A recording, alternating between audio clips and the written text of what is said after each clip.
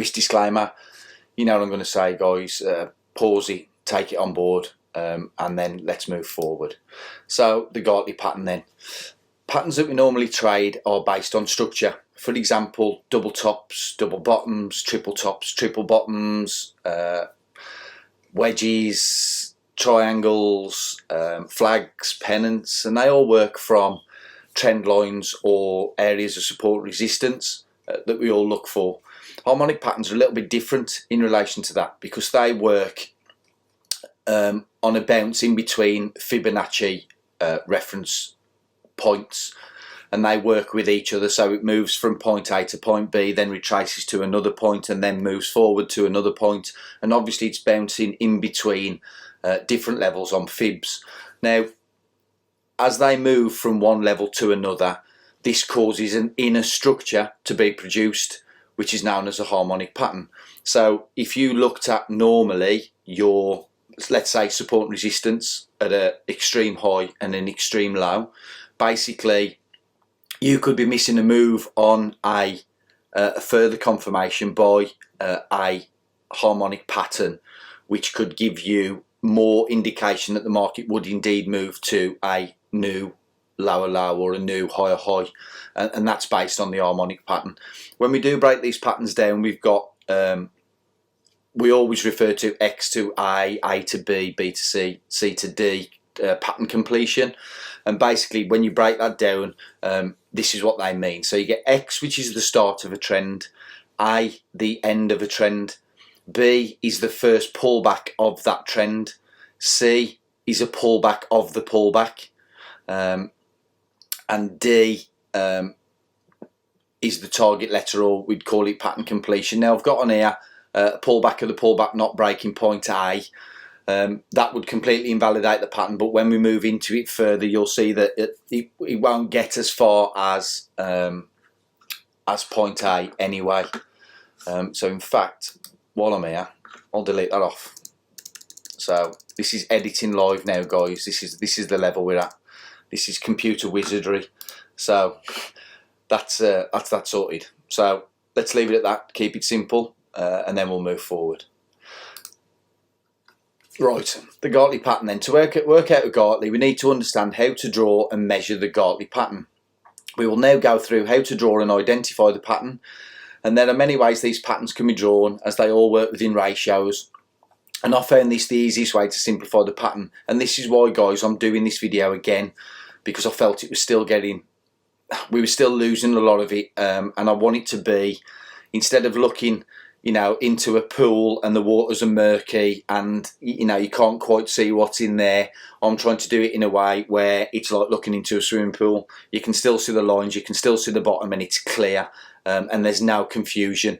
And I felt the first video that I've done for Gartley, as well as the back that I'm going to redo, I felt it was still a little bit murky, the stuff that wasn't clear enough, hence why I'm redoing it, because as you all know, that's the type of person I am. I want it to be clear and concise and very easy to follow. I'm going to go through this bit now, which will probably be a little bit confusing for you as I'm smashing a load of retracements and extensions at you. However, when I do show the video, it will break it down a lot easier. But if you're making notes or you want to print stuff off, this is what you need to have in front of you really as your template. Alright, so number one, the A to B leg. So you have X to A, which is the main impulse leg. Okay, that's where the move starts from. So that's the start of the trend, like we've said. A is the end of the trend. So A to B would be a retracement of the X to A to a 618, but not more than a 786. And that can be a wick breaking through, that can be a candle closing above or below that 786. It should not go past a 786. Number two, move B to C should then retrace between a 618 and again no further than a 786. So that's the two things you need to remember there. And that's including the wick of the candle. Alright. C to D leg should be the same as the A to B leg, which would give a perfect ABCD pattern. And this can either be an extension of a 1272 from the A to B leg, as well as a 786 from the original X to A leg. Number three is the zone we will try to identify before price gets there, so we can set up our pending order levels. I will be doing a video on pending orders and sort of the, you know, trading with MT4. That is coming, guys, but obviously for now I'm just going to trust that you can set up pending orders, limit orders, you know, stop orders if you've already gone past that pattern, the pattern's completed and you want to get in. But we'll break that down even further. So let's have a look at what that looks like in real term withdrawings. Okay, so we've got a bullish Gartley. We have the X to A leg, so we have that impulse leg from low to high, and then we get the A to B leg. Now the A to B leg will retrace, as we can see, from the X to A to a minimum of a 618 and a maximum of a 786. The B to C leg would then be a retracement of the A to B move, again breaking the 618 but not going farther than the 786. And the C to D would be an ABCD completion, so the same length as the A to B move, which could also be a 127 extension from the A to B. And that D completion also needs to go to the 786, which can also be a maximum extension of the A to B leg. Which probably sounds a little bit confusing, but I've done a video, so let's talk through the video and let's make sure we get the right one on. That's bearish Gartley, so let's go bullish Gartley. Okay, let's talk through it. So we have got swing low to swing high, X to A leg. We then draw a fib from the low to the high. Okay, so the A to B leg will now be a retracement.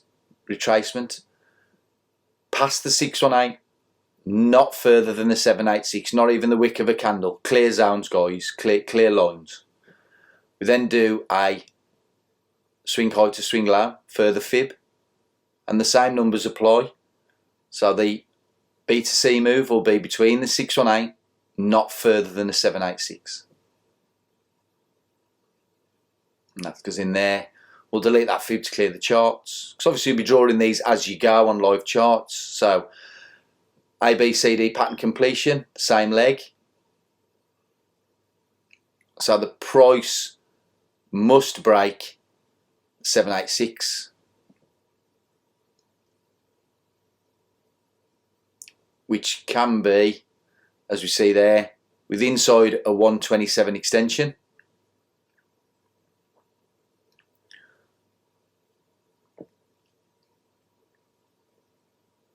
And there you go. So it's gone through the 786, which we've talked about. It's kept within the 127 extension. You've got the ABCD pattern completion.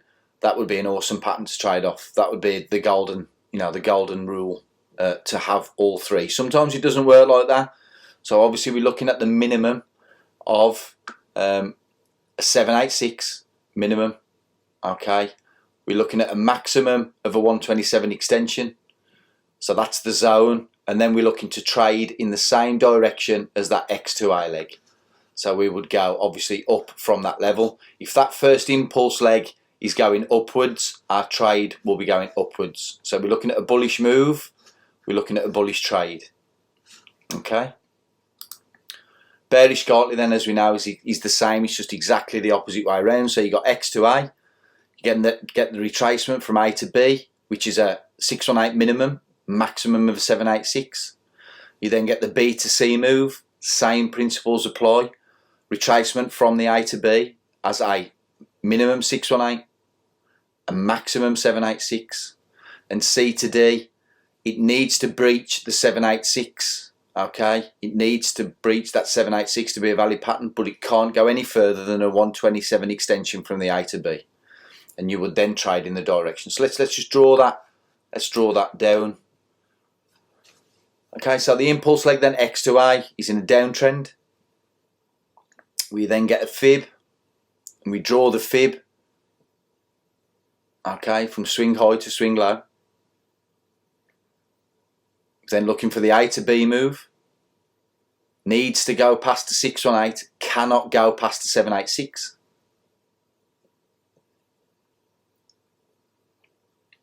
We then get another fib from swing low to swing high.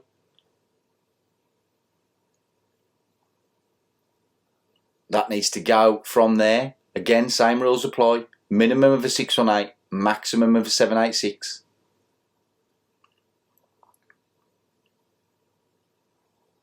Okay, I'm not going to do the ABCD completion. I'm just going to draw this one in. Okay, so we've got a minimum of a 786. And then when we get a fib, we'll check the extension, which is obviously from high to low because you want the opposite end. And that would be the 127 extension, which, to be fair, is always around the 886 mark anyway. As you can see from the last video, you could probably discount that and say, well, Brandon, to be fair, that 127.2 is always around the 886 on the original fib, which it is.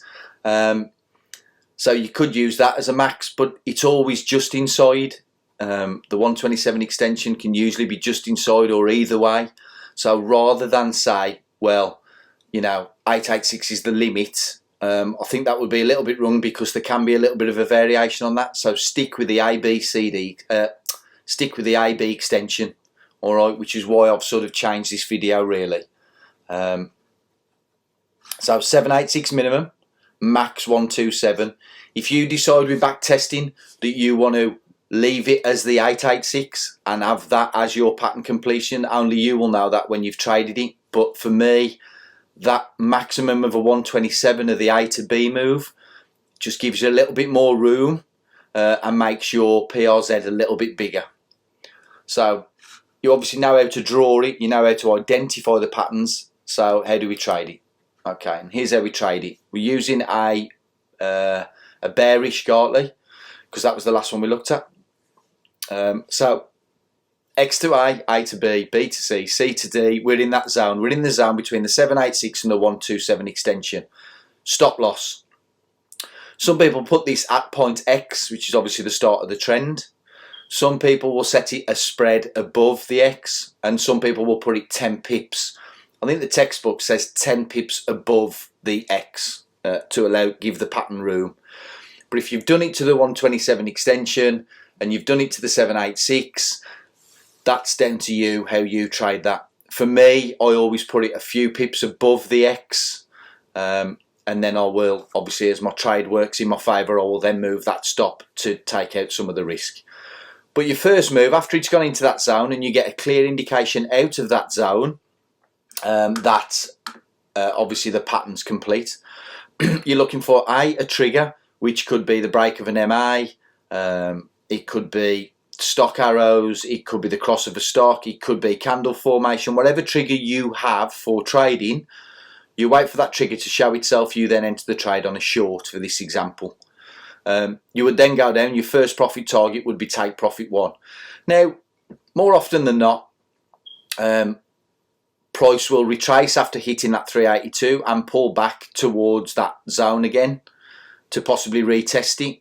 But obviously you're looking at that trend to be exhausted and then it will roll and push down to the 618. So the options for trading this are you set up one trade, you take it to 382, you're done. Okay.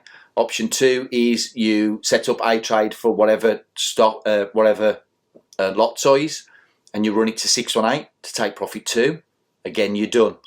I personally would trade it to the 382 on my higher lot size. I would then take out the profit, which we're going to do a video on, like I said, MT4, and going a little bit more in depth with that. I would scale out that trade, let it retrace, and then go to the 618. Where I'd get out the trade. But the one thing I want to mention, guys, at this point, and I didn't mention it on the last one, again, making sure that we've got it right. If we draw, like we've drawn this, as you can see here, we've drawn this, that's the fib, right?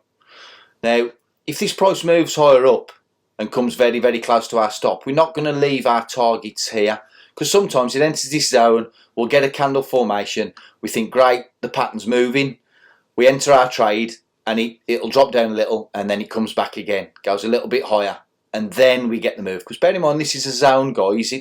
This isn't an in and out. It could pull back to there, depending on what time frame you're looking at. It could be 2-3 times. We're looking at a breakout of this zone, all right?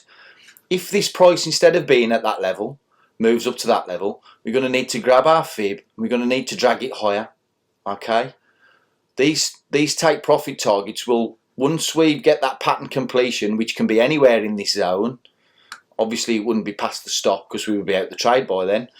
But if we've entered the trade and it pulls back, we need to adjust our fibs so our take profit levels are still valid. If we don't, then, and we've pulled that up, say 5 or 6 pips, the price isn't going to get to there, it's going to be 5 or 6 pips that side. The price isn't going to get to there, it's going to be 5 or 6 pips that side. And again, that's why I wanted to redo this vid, because there was a few murky areas I wanted to clarify, hence why I've redone it. Okay, so if that does indeed go higher and the pattern has redrawn before rolling, we need to move that fib and we need to move our take profit levels. The stop loss won't move, because obviously if it went up to the stop anyway and we're already in the trade, well, that's life, as we know, that happens in trading. But if it does move and then start to go in our favour, we need to adjust our take profit levels. That's the Gartley, guys. I hope that's broken it down and made it a lot clearer than what the first one was. Not that you'll see the first one now, because that would have been gone and this would have been in its place. But I personally wanted to redo it again so it was clearer and there was no murky areas. Thanks for your time. Thanks for watching. I hope you enjoy this harmonic section.